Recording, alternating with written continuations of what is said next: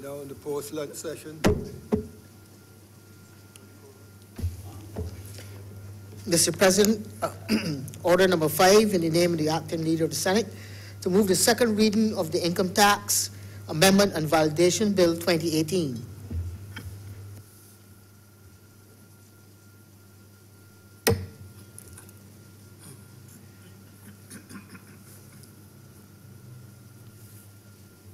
Mr. President, I rise to move the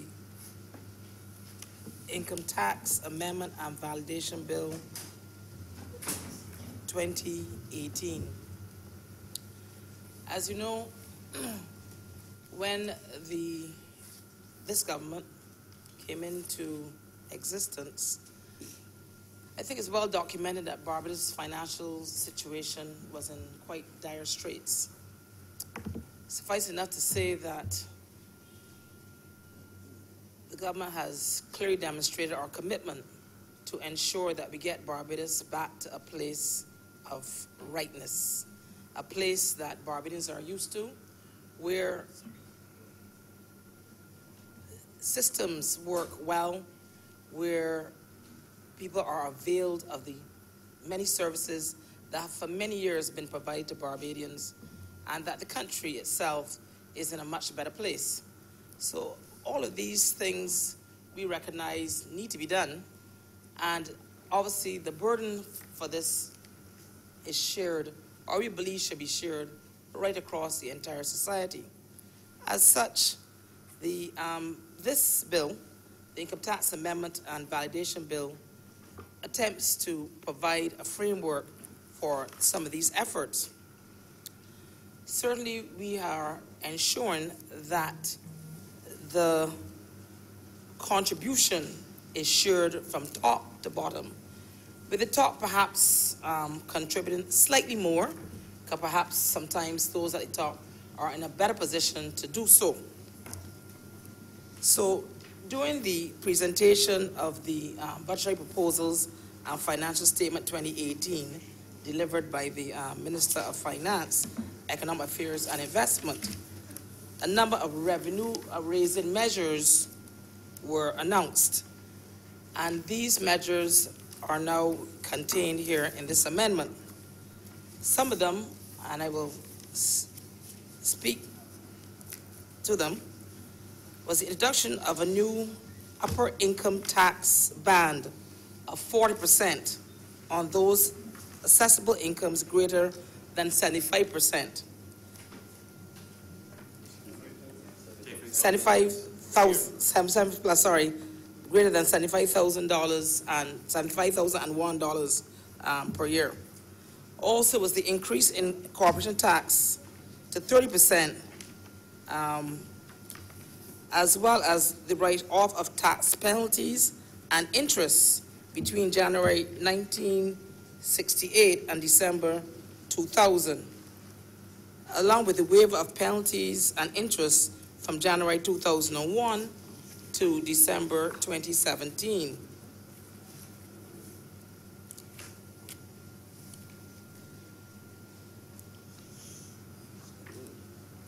In order to, in addition to the foregoing, and in order to restore a parity between the income tax and corporation tax, the government had proposed to increase the corporation tax from 25% to 30%. All of these are revenue raising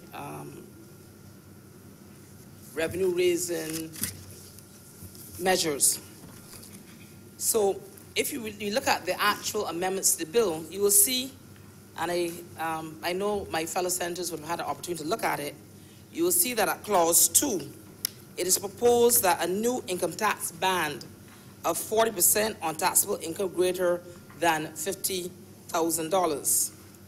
And in clause 3, the proposal is an increase in the rate of corporation tax paid by companies to 30%. And at clause 4, there's an increase in the rate of corporation tax payable by associations of unregistered 30%. And at clause 5, provides for the use of simple interest rather than than compound interest on arrears of tax. At clause 6, it deletes section 67A, which provides for a waiver of penalties and interest between September and February, September 2016 and February 2017. And at clause 7, it provides for a write-off of tax penalties and interest between January 1968 and December 2000, and a conditional waiver of penalties and interest between January 2001 and December 2017, respectively.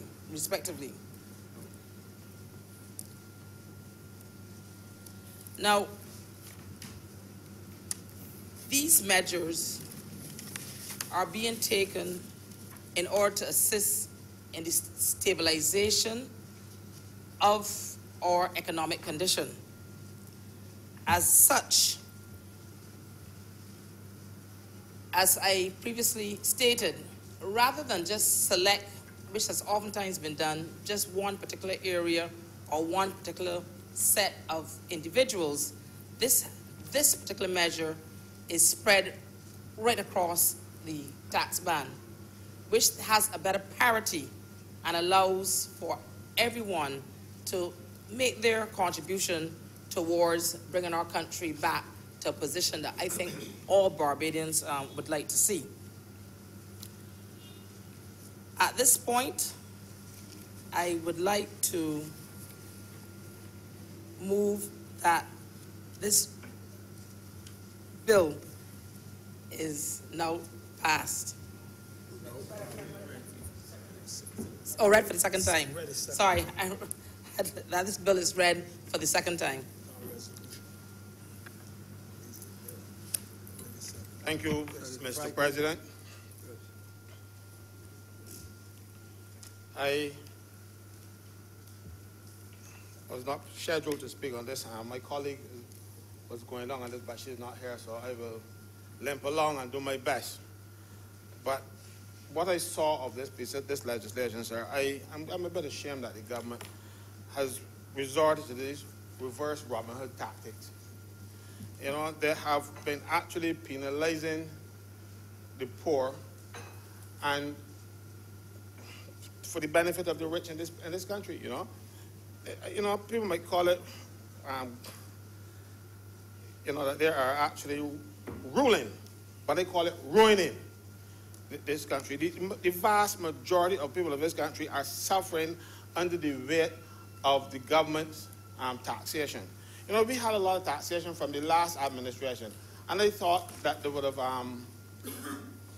realized that was one of the reasons why the people gone. You come in, took off the NSRL, and then promptly put on more than the NSRL. They took off NSRL because everybody was crying out about it, and then you put garbage and sewage tax, fuel tax, and all kinds of taxes on top of the people. It is burdensome. And on top of the 17.5% VAT that we're already paying, and if my memory serves me correctly, you pay 25, it is people income tax. If you get $25,000 tax-free, and then thereafter, the tax man take over your income. You start paying more taxes than any person has a right to. You know, once our system we were a socialist party in the Barbados party when it was there. You know, we belong to Socialist International, and we always thought that the rich will take care of the poor. You know, but no, we have done it the other way around. The poor is taking care of the rich in this country. And it started with Owen Arthur and VAT. People say VAT is one of the best taxes. But let me tell you something. It is one of the worst taxes ever implemented on the poor people in this country. I'll tell you why. Let's say you're working for, like you, Mr. President, $50,000 a month. And poor me, who is only working for $2,000. Is that illustrative or speculative? I thought it was actual. You know, and I am working for two. We have to face the same store to buy whatever we need. So we go and buy one item, and the VAT on that is $10. When I express that $10 as a percentage of my salary, my $2,000, I am paying a far greater proportion of my salary as a tax than you would be paying $10 out of your $50,000. So that, from that respect, VAT has been unfair. The people, one time the plantations and the people who own plantations and businesses in Barbados used to pay the taxes.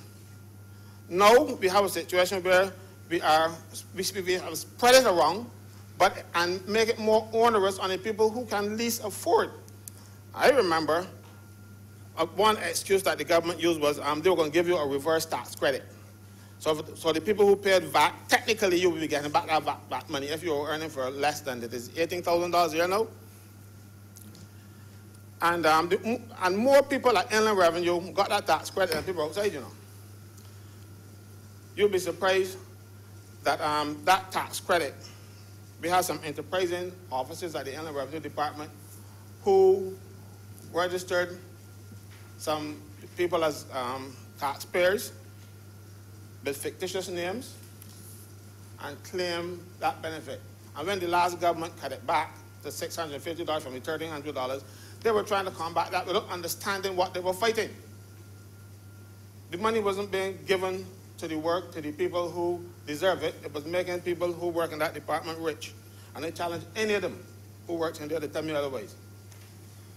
But that's another issue, right? So we have a situation where this socialist government is now burdening the poor and the middle class to benefit the people who can afford to pay the taxes. We can't afford to pay the taxes, the people in my category. But of course we have to, because you're putting more stress on things like VAT and the water tax that we've discussed in the past. Yeah, it's unfair. You have a situation where a person is paying $32 for water for a whole month, and then you pay more taxes than actual service than you get. These things, the Barbados Labour Party should be ashamed of doing to the people of this country. They were supposed to be taking care of the people at the bottom. Government was about taking care of the most vulnerable. But the most vulnerable now seem not to matter because the elections are 4.5 years down the road. So you can do these things to people and the hope that they will forget the stripes that beat them for 4 years, and then at the fifth year, you get them a break. That's what's happening now too, sir, with all these layoffs and stuff. You know, let them off early. Get rid of them now. We get them back a job in 6 months before election and stuff. We're going to be happy. We are actually hurting people in this country with our taxation policies and our whatever other policies, because it is the kind of scattershot policy that the government is doing. You know, they're just hitting or missing. They take about it and blast and hit or miss something. Because quite recently, I heard the government announcing that they will cut the taxes on corporate Barbados to a maximum of 5.5% or something like that, down from the proposed 30 that we are debating now. Because in the budget, the last budget, they increased the corporation taxes from 25% to 30%. And then the mayor, couple of months later, we hear that it's being cut, and they're blaming the Dems for that too. I don't believe it. The Dems have been bad, they're really bad, but you know, because they were so bad that every possible thing that goes wrong is their fault. This is scattershot policy that the government is in. I don't know what they're doing, so they're not doing anything. But let me tell you what it will do. It will put a bigger burden on the middle classes that we are devastating now. Because the people in the middle class and people like me in the lower classes are ending up paying the majority of the taxes in this country. You're going to wipe them out. Middle class, no, I've not heard anything about cutting personal income taxes from, let me see the thing here.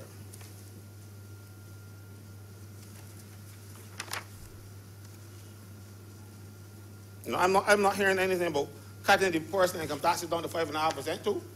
Because if corporations should be paying 5.5%, these are people who can afford to pay taxes.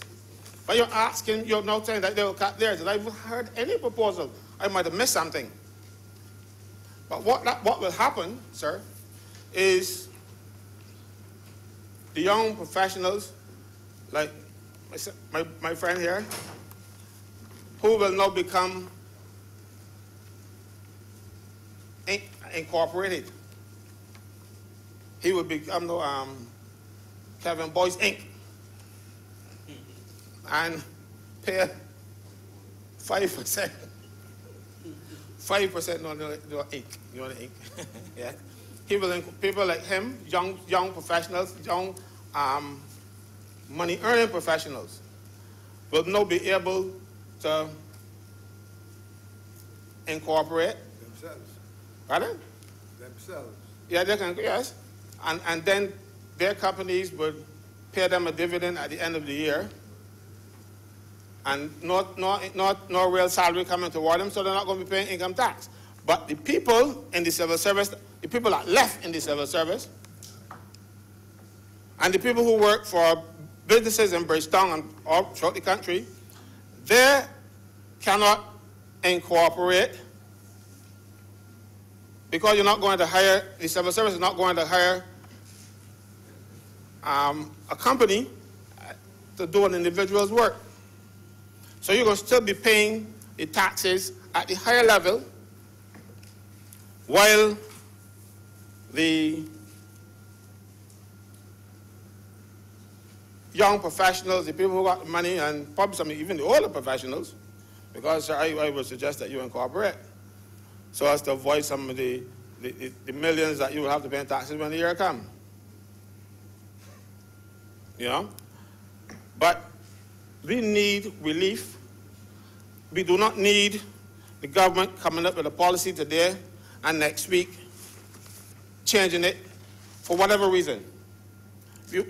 Taxes, you should be certain what's going to happen. You're planning. You don't plan in 2-month periods when you're dealing with your finances. And the government cannot be changing or should not be changing the taxes around the best. Mind you, I am not saying that everybody should be paying 5. I'm saying if the businesses are paying 5, why not other people? You know, I don't understand. I really do not understand.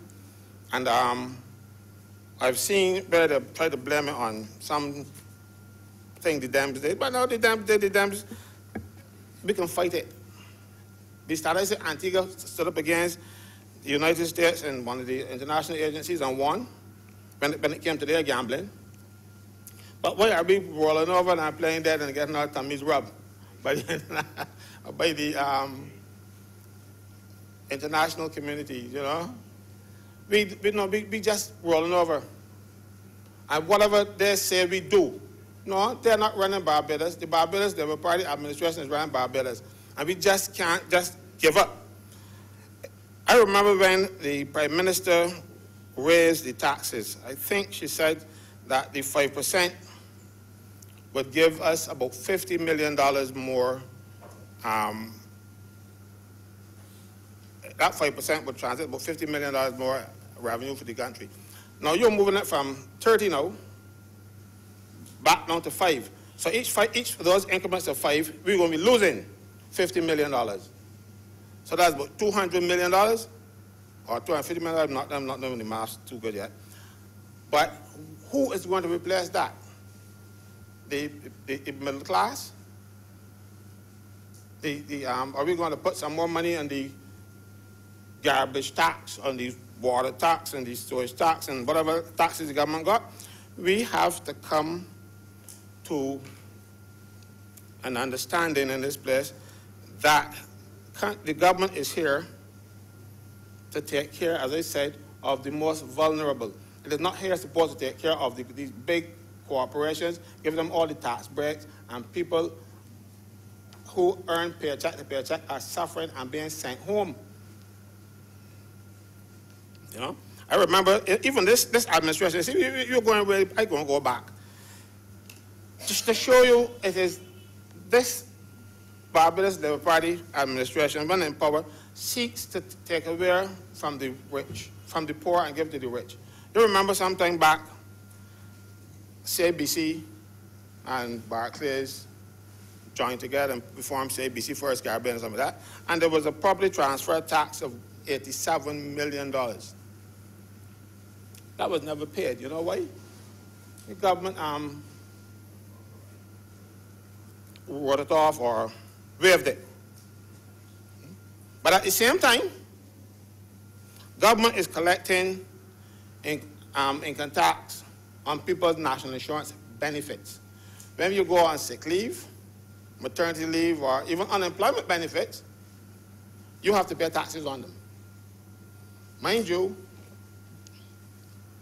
you already pay taxes on the contribution. So you shouldn't be paying taxes when you contribute and also taxes when you receive. It should be one or the other. But government is hitting the people who, at both ends. If you're going to ask me to pay taxes on the contribution, now you really feel that's unfair, because the people who pay contributions to national insurance, those contributions come out of their salary without, they can't stop them. They can't tell the employer, don't take them out. And you're taxing them. And they don't get that money. But then when they get a benefit as a result of paying those contributions, you're asking them to pay. You're not asking them. National Insurance is reporting to the Revenue Authority that you receive unemployment benefits or whatever benefits, and you have to pay taxes on them. That is unfair. Right? But we are giving away millions to the people who don't need it. I heard one government minister say, with this give back to the corporations, the corporations will now be able to hire more people, and they should hire people and get them increases. That never happens. You remember some years ago, I think it was back in 1986, when the government talked about this trickle-down stuff, where you give the employers a break, and they will then let trickle down to the people, the workers. What they did, they invested in their properties, they upgraded, and the companies pay bigger dividends to the shareholders. It never trickled down. So if it didn't trickle down, then what has changed about corporate Barbados that it will trickle down now? If you're a bitten, then don't come and get bite now too. That is the problem here. We hear these things and they sound good, and we rush off with them. But there's absolutely, people who need the money are not getting it. It goes into the corporations and it becomes dividends. And the poor worker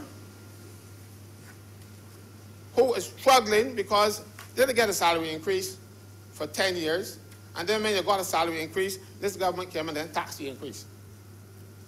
They give it with one hand, and and I don't even think while you were receiving it, they snatch it from you before you even got it. Many workers now in this country, because of taxation, are worse off than before they got the increase in salary. And I can tell you it is everybody in the civil service from S3 up, S4 up. All of them have seen massive decline in their salary because of government taxation. Now you give it in one hand and you take it away with the next. And then for the other people who you give it to, you took it away with the other taxes that you have implemented. So it is really unfair. Barbados is crying out for relief from the burden that is put on these people. I know time about the IMF. The IMF didn't do this. We invited the IMF and we told the IMF this is what we are prepared to do. And the IMF said, go ahead. We could have told the IMF that we wanted a program that was less onerous on the people of this country, that would not see 1,500 if you listen to the Prime Minister, or 2,500 if you listen to the gentleman from the IMF going home. And mind you, I'm going home a couple of weeks before Christmas. You know, everybody in Barbados like to get a little celebration of Christmas. Even if you're a Muslim, the people celebrate their Christmas because it's special. You know, the neighbors next door got Christmas, you're Muslim, your house next door, you're going to celebrate too. You're not going to sing around the Christmas tree, but you're going to celebrate.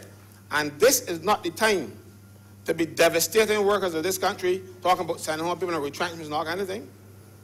And I do not even believe that retrenchments are necessary if government would do what it's supposed to do. You see these taxes that we are lowering and raising all over the place?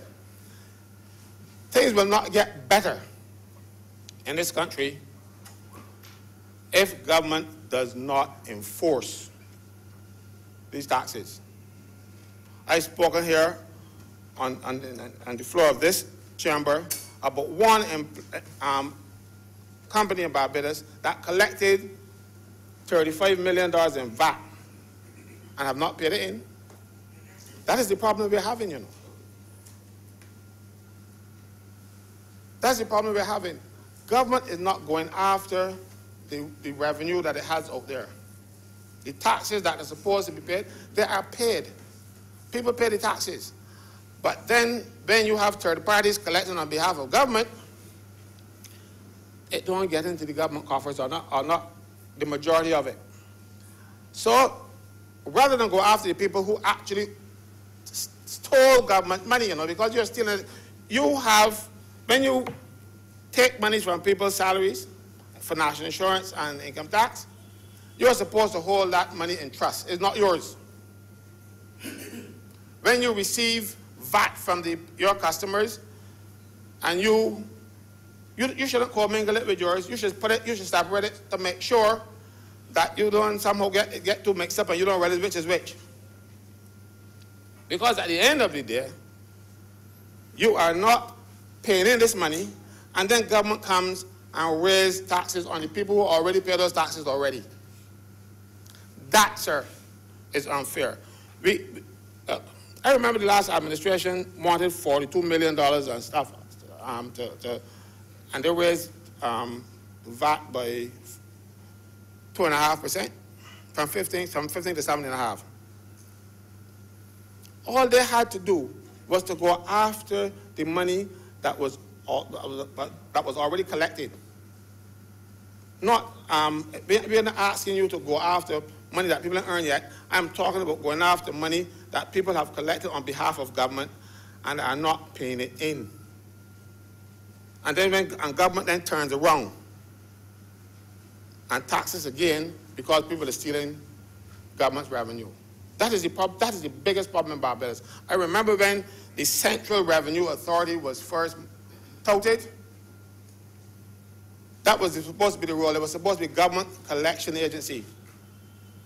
With a few amendments and a few changes and stuff, it became brought to control all the revenue collecting departments and forgot what it was set up to do. It was set up to go after the arrears. Nobody's going after the arrears now. Please,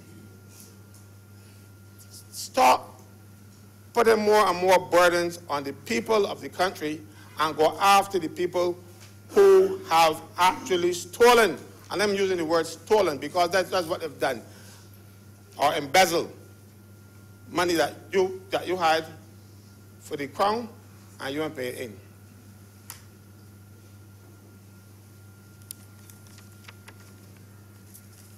See? When government raises taxes, this money is supposed to go into the consolidation fund. And that fund then is, according to the principles that we always knew, was to cover us for things like health care, education, roads, transport, and sanitation. The monies that we have collected now, that was supposed to have covered them, is still being taken in, you know.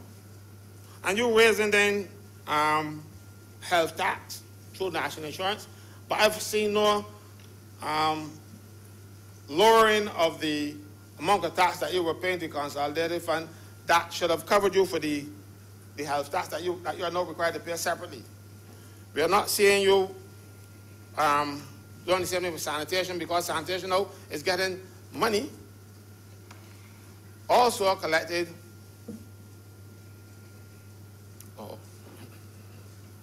Sanitation is also getting money collected and paid into them through the Water Authority. Remember that bill? And we have not seen the amount of income taxes that should have covered the sanitation that we have been paying for years. We've been paying sanitation from the time we had local government, when local government change came into the central government system, and then the statutory board, Sanitation Service Authority. We've been paying for that, and we pay taxes for it. But no, you're raising a separate tax for them. What happened to the taxes that you were paying for them all the time?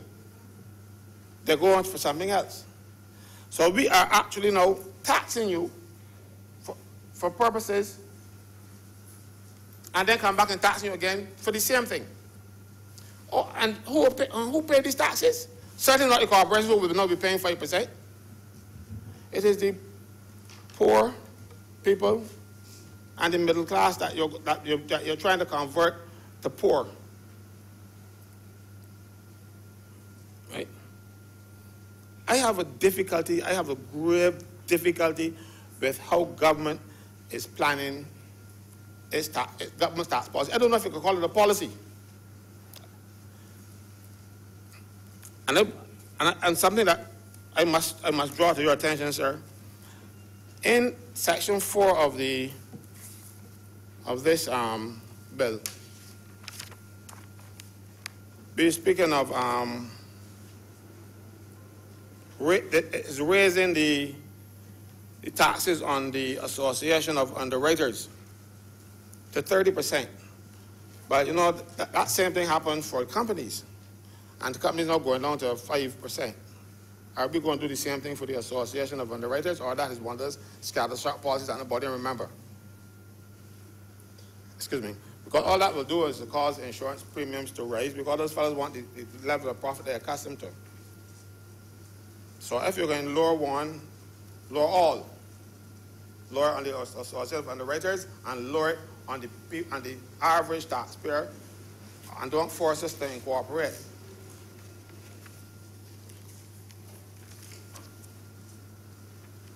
My next difficulty, sir, and this is a grave difficulty, sir, it bothers me.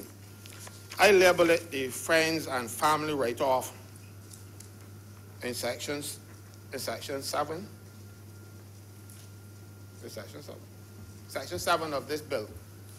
This is the friends and family write-off. If you have not paid your taxes from 1968 to 2000,